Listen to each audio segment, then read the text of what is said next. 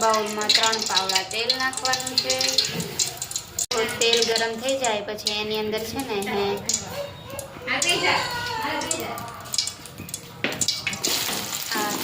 Cut કરેલી ભીંડી નાખી દેવાની છે। હલાઈ નાખવાની છે સરસ રીતે।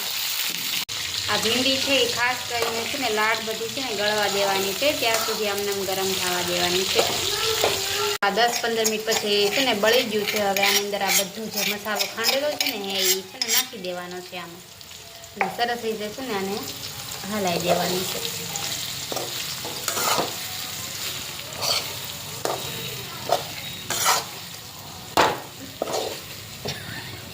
જો આ સરસ રીતે મસ્ત છે ને ભીંડાનું શાક છે એ હલાઈ નાખવાનું છે આવી રીતે। જુઓ તમે વઘાર તમે જુઓ ગ્રેવી પણ સરસ બની ગઈ છે।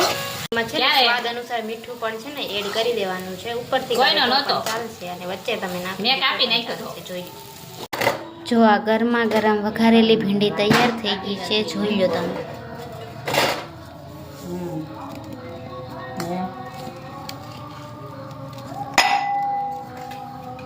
તો કમેન્ટમાં મને કહેજો કે આ રેસીપી કેવી લાગી।